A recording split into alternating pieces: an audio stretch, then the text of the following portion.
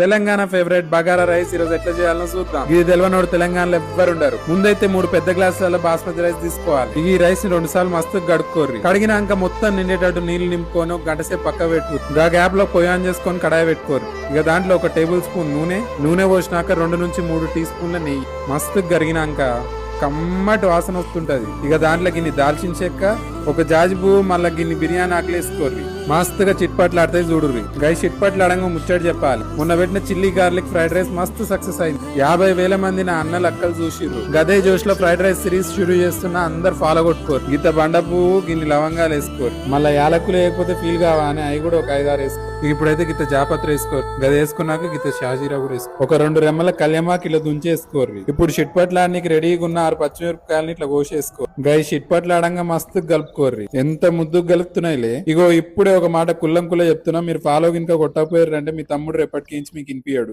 2 ఉల్లిపాయలని ఇట్లా పొడుగు కట్ చేసి వేసుకోర్రి. మళ్ళా నీకు బిర్యానీ అంటే ఇష్టమా లేదంటే bagara rice with chicken curry అంటే ఇష్టమా కింద కామెంట్లలో రాయరాదు. ఇక ఇట్లా మంచి కలుపుకున్నాక మన ఉల్లిపాయలు బ్రౌన్ కలర్ అవుతాయి. ఇక మస్తుగా దంచుకున్న 10 ఎల్లిగడ్డలు తీసుకో. ఇక దాంట్లో వేసుకోవాలి కదనే, వేసుకో.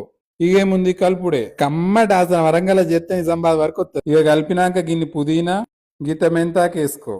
ఇక కొత్తిమీర కూడా వేయాలి కదనే, కొత్తిమీర కూడా వేసుకో మస్తుగా. ఇక ఒకసారి మొత్తాన్ని ఇట్లా కలుపుకో. కలిపినాక మొదలు యాదున్నది గానీ 3 పెద్ద గ్లాసుల రైస్ అయితే తీసుకున్నాం. ఇక 3 గ్లాసులకి 5 పెద్ద గ్లాసుల నీళ్ళైతే పోసుకో. ఇట్లా ఇప్పుడు టేస్ట్ కి తగ్గట్టు గీత రాళ్ళు ఉప్పు వేసుకోరు. రాళ్ళు ఉప్పు వేసినాక మస్తుగా ఇట్లా కలుపుకోర్రి. ఇది కలుపుకోగా ఒక ముచ్చడి యాదొచ్చింది. చూసిన వాళ్ళందరూ కామెంట్ చేయరు, నేను మస్తుగా రిప్లై ఇస్తా. మీకు కామెంట్ చేసిన ప్రతి ఒక్కళ్ళకి మీకు తగ్గట్టు ఒక కిర్రాక్ రిప్లై ఇస్తా.